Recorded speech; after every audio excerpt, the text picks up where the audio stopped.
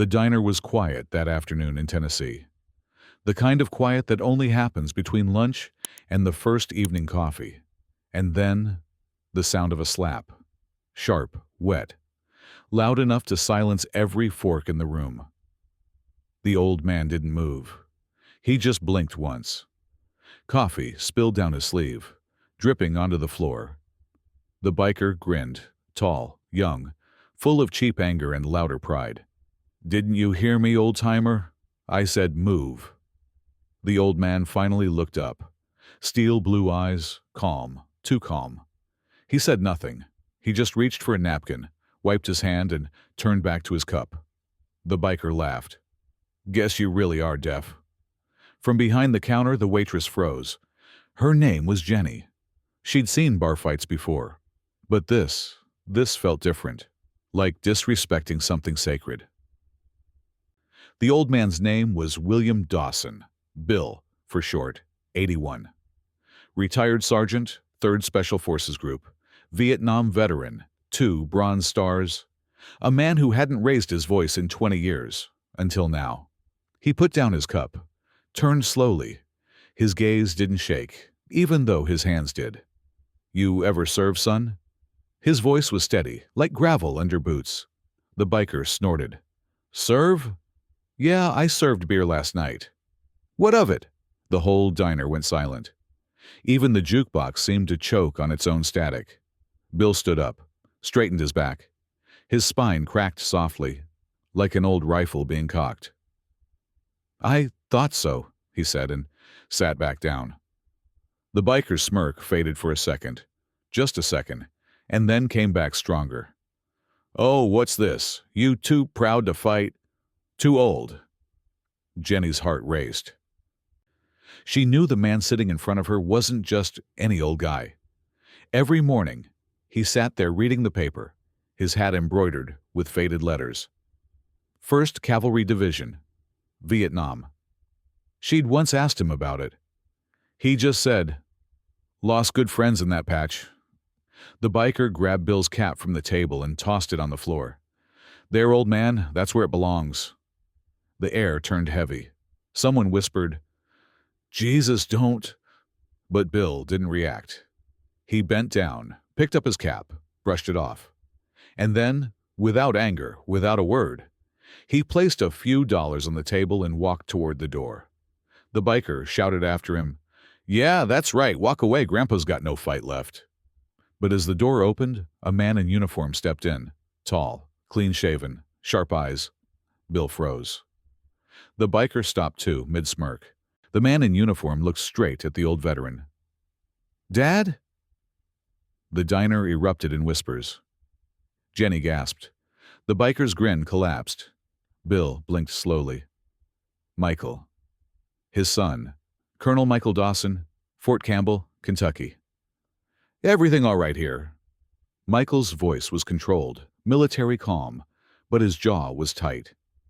The biker laughed nervously. "Oh, what, he called Daddy to fight his battles now?" Michael didn't answer. He just looked around the diner, reading every expression. He could see it in their eyes. What happened here didn't need explaining. He turned to his father. "You okay?" "I'm fine," Bill said. "Just got reminded what kind of world I fought for." Michael nodded once, then looked at the biker. "You hit a veteran. You humiliated a man who's done more for this country than you ever will." The biker opened his mouth to speak, but Michael stepped closer, so close that the air itself went still. "You have 5 seconds to apologize before I show you what discipline really looks like." The biker hesitated, but pride held him hostage. He muttered, "Whatever, man, he started it." Michael's voice dropped low, calm, measured. "You have 3 seconds." The biker laughed, nervous, fake. But no one in that room was laughing. Outside, a black SUV pulled up. Another, then 2 more. Uniformed men stepped out. Soldiers. Real soldiers. The biker turned pale. "What the hell is this?" Michael didn't move. "This," he said, "is what respect looks like." The soldiers stood behind him, silent, hands clasped behind their backs. No weapons, No threats. Just presence. Bill sighed softly. That's enough, son. But Michael didn't take his eyes off the biker. You're going to apologize to my father. Now. The biker swallowed hard, looked around, every set of eyes in the diner fixed on him. He finally stammered, I'm sorry, sir. I didn't know. Bill nodded. Of course you didn't. You never asked. He picked up his coffee, now cold, and said quietly, There's a difference between being alive and understanding what life costs. Michael stood still for a few seconds, then stepped aside. The biker backed away slowly, his pride shrinking with every step. When he was gone, the colonel looked at his father. You could have called me earlier. Bill smiled faintly. And missed the lesson. Not a chance. They both laughed softly. Two soldiers from different wars, bound by the same code, respect before reaction. That night, after everyone left, Jenny wiped the counter in silence.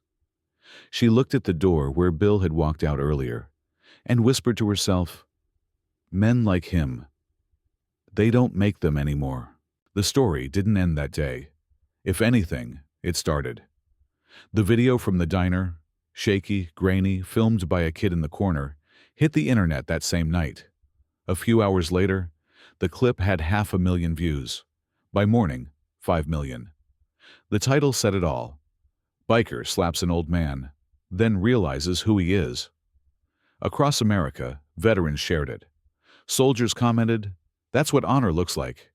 Even civilians who never served wrote things like, That man reminds me of my granddad. Bill had no idea any of this was happening. He didn't use social media.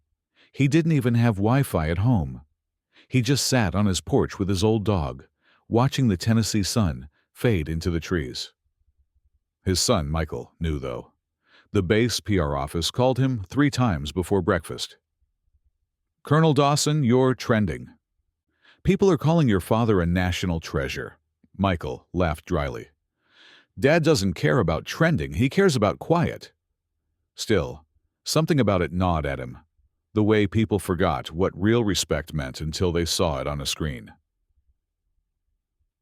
The next morning, when Bill walked back into Rosie's diner, the place fell silent again. Not from fear, from reverence. Every table turned. Every whisper stopped. He frowned. You all act like you've seen a ghost. Jenny came forward, half laughing, half crying. Bill, you are a ghost, Mel.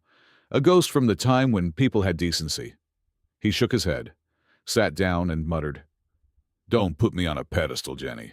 Pedestals crack. People forget. But not everyone forgot. That afternoon, a car pulled up outside the diner. Black sedan. A man in uniform stepped out. Not Michael this time. A younger officer. He introduced himself. Sir, I'm Lieutenant Hayes, sent from the fort. General Harris wanted to deliver this personally. He handed Bill a sealed envelope. Heavy paper, thick gold trim, the Army crest embossed at the top. Bill sighed, tore it open carefully. Inside, a single line. To Sergeant William Dawson, some battles are fought without guns, but still won with courage. At the bottom, signed, Brigadier General Alan Harris.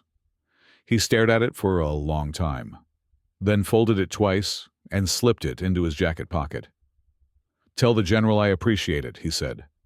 The lieutenant nodded, saluted, and left. Jenny leaned over. What was that about? Just words, Bill murmured. But some words still weigh heavy. That evening, he found his son waiting outside his house.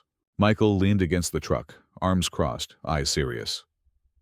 Dad, you've become a symbol, Bill chuckled. I didn't ask for that.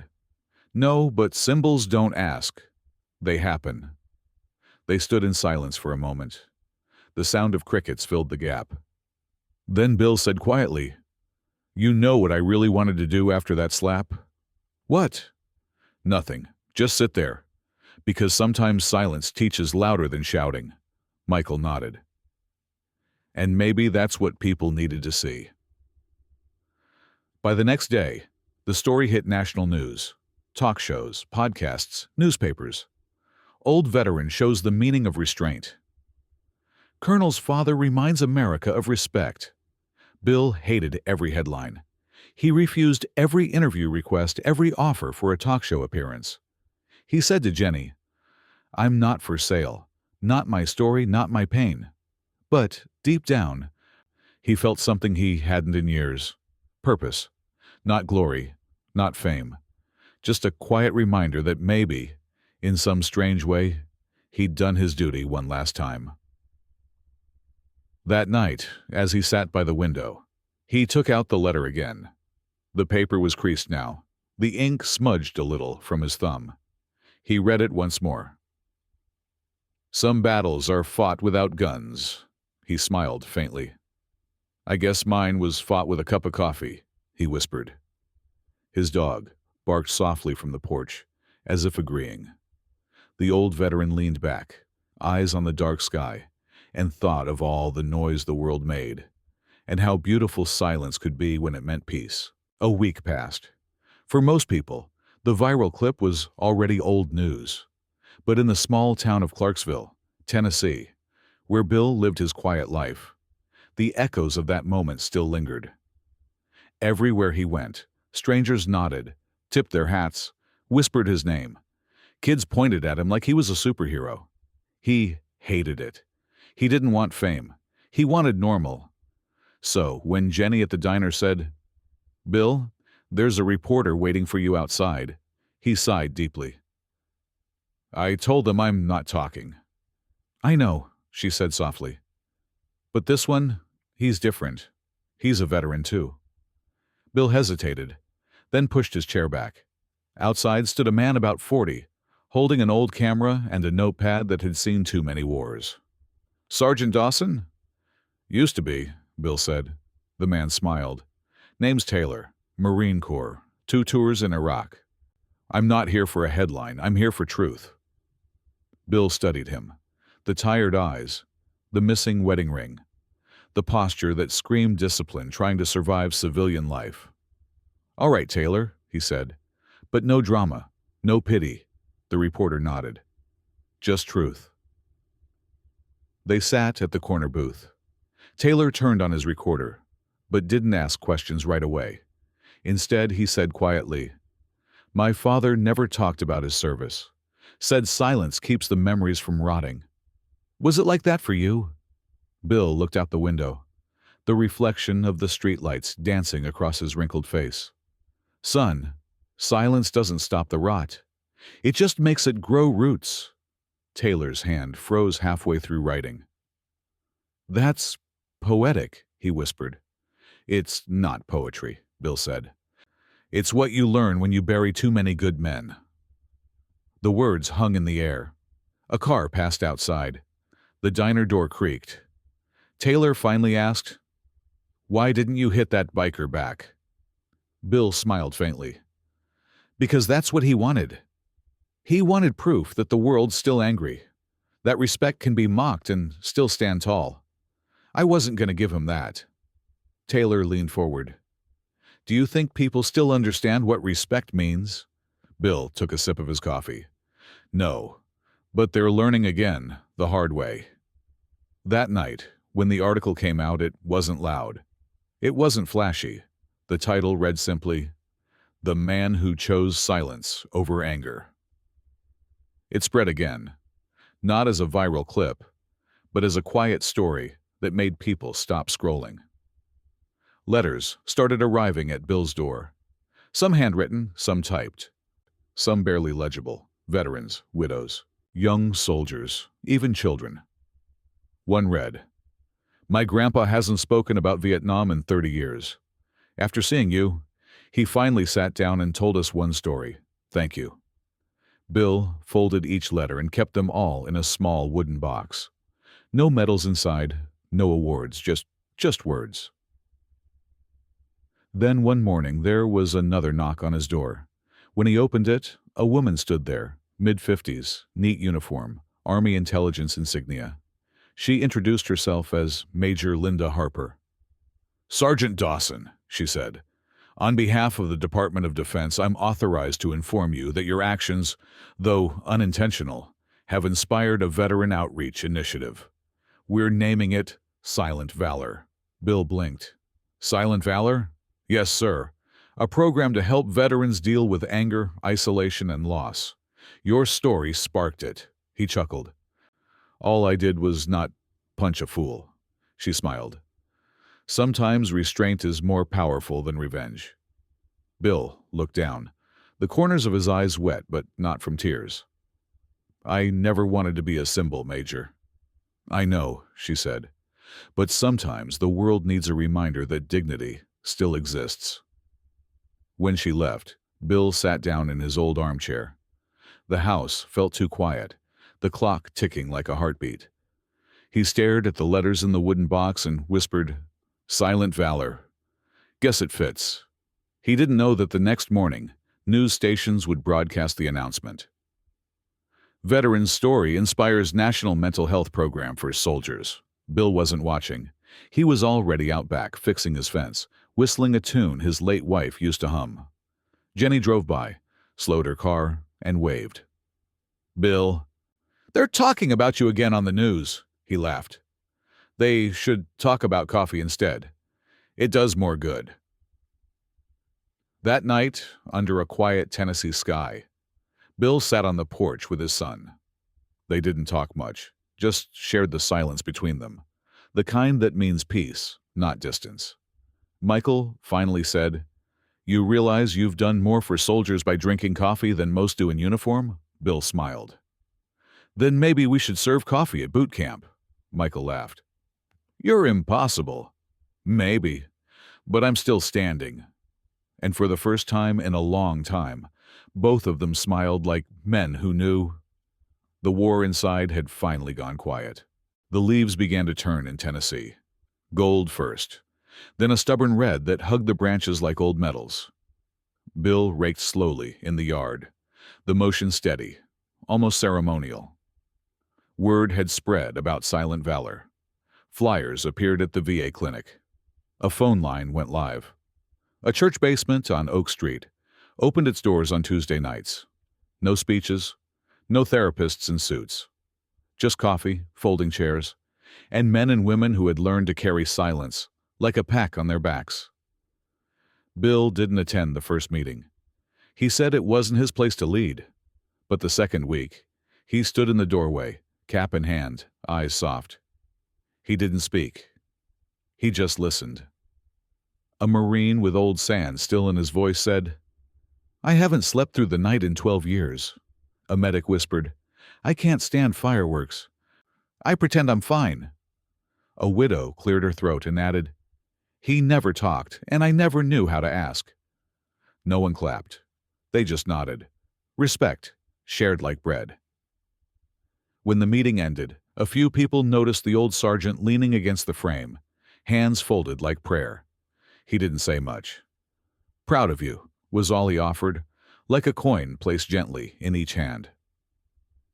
National attention came like weather, sudden, loud, and gone too soon. A call arrived from Washington, an invitation, formal and respectful. "Sergeant William Dawson, your example has reminded this country of the quiet virtues that sustain it. We will be honored by your presence at a recognition ceremony in the Capitol." Bill stared at the letter for a long minute, then set it on the table between the salt shaker and the sugar bowl at Rosie's. Jenny read it twice. "You going?" he shrugged. "Never liked rooms where everyone claps." Michael said nothing at first. He took a breath, then placed a steady hand on the table. "Dad, sometimes applause isn't for you. It's for what you stood for." Bill's eyes drifted to the window. Outside, a boy on a bicycle tried to pop a wheelie and failed, laughing at himself. "All right," he said at last, "but we're home by dark." The Capitol was cautious in its pomp that day. No parade, no band. Just rows of chairs, a flag that knew how to hang with dignity, and the low hum of people who had learned to measure their words. They called his name. He walked to the stage. He did not look like a hero. He looked like a man who had weathered a long winter and kept his coat. The general pinned a small ribbon, the kind that doesn't need explaining to anyone who understands. A podium waited. Bill ignored it.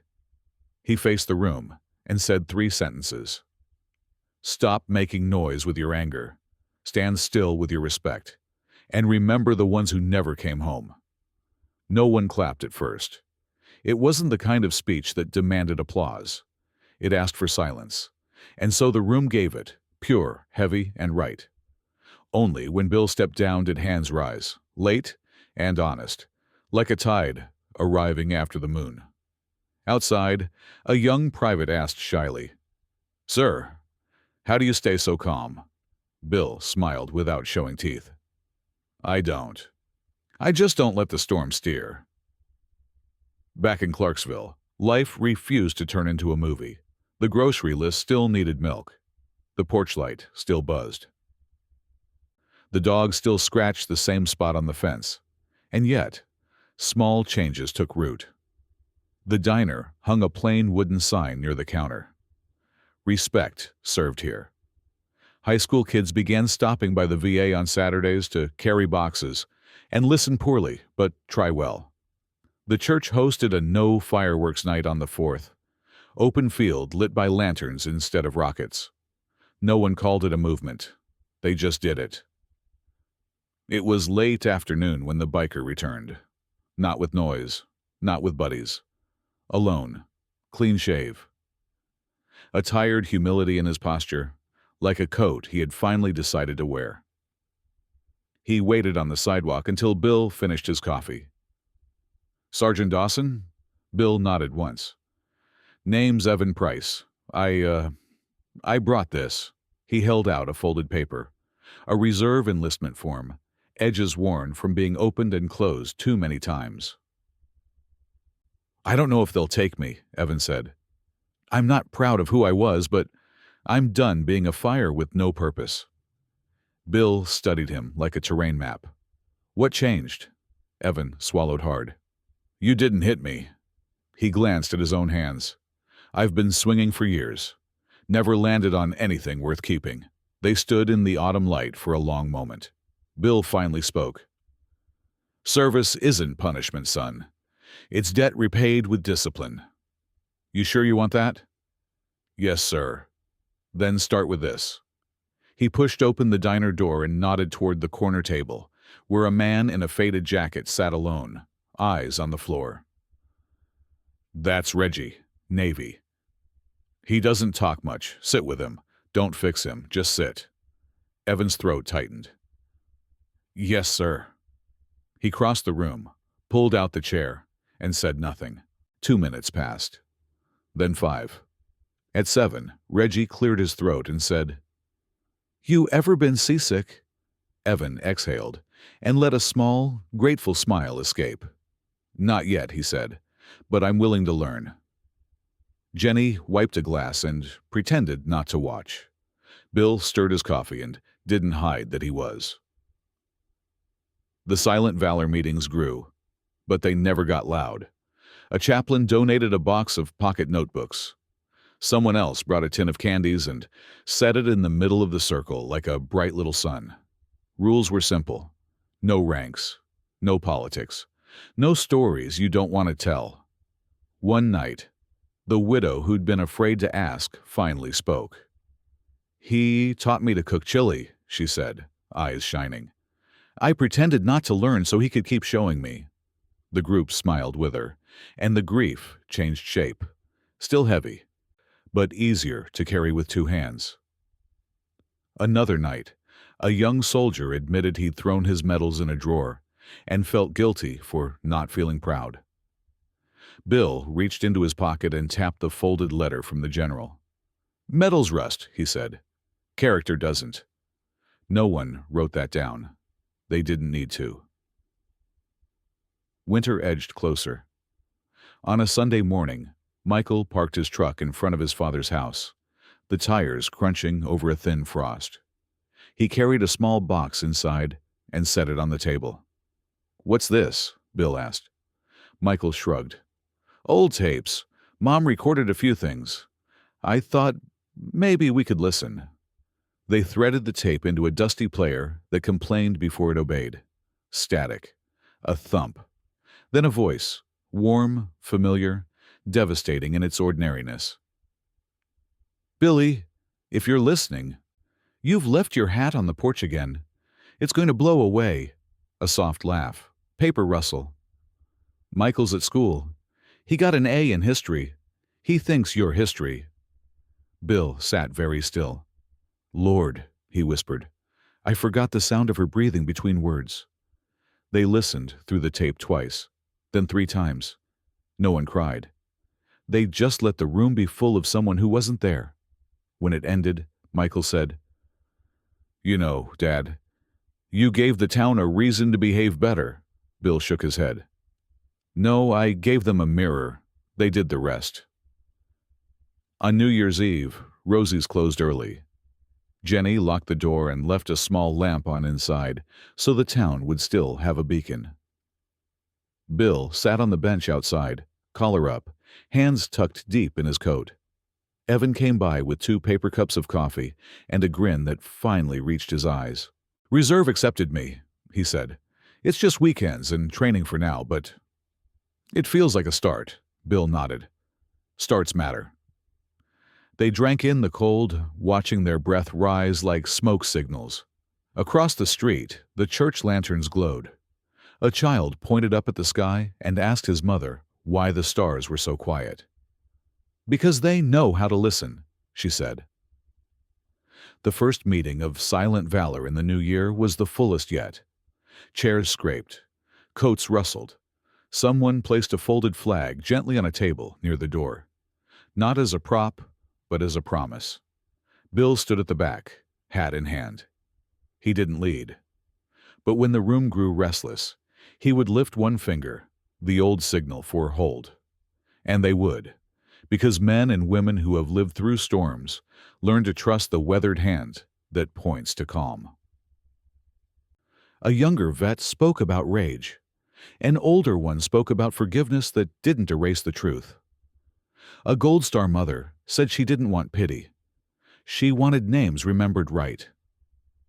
At the end, as they stacked chairs and folded the table, a man approached Bill with a handshake that lasted longer than most. "My son thinks respect is just saying sir," the man said. "I didn't know how to teach him otherwise. Now I do." Bill squeezed once and let go. "Make him carry groceries for a neighbor. Make him look people in the eye. Make him sit through silence without pulling out his phone." The man laughed softly, then nodded like he'd been given orders he could finally follow. Spring would come. It always does, if you wait for it with enough patience and just enough stubbornness. Bill walked home alone under a hard white moon. The streets silvered like old film. He paused at the corner, where the diner light painted a warm square on the sidewalk. Inside, Jenny refilled the sugar jars and set the morning place settings with a care that didn't change with seasons or stories. He raised a palm. She raised one back. No words through the glass. Didn't need them. At the house, he hung his cap on the same nail as always, the brim brushing the shape of years. He sat in his chair, the one that faced the window, the one that knew the weight of his bones and the angle of his gaze. He took the general's letter from his pocket, unfolded it along the familiar creases, and read it one more time. Then he set it beside the tape recorder and the wooden box of letters from strangers who weren't strangers anymore. A clock ticked. The dog sighed. Somewhere far off, a train announced itself and then changed its mind. Bill let the quiet arrive fully, like an old friend who had finally learned the house rules. He breathed in, breathed out. "All right," he said to the room, to the night, to the men he still carried. "We're home." He closed his eyes, not to escape, but to keep. And in the kind of silence that doesn't need guarding, the old soldier rested. Not victorious, not defeated, simply whole.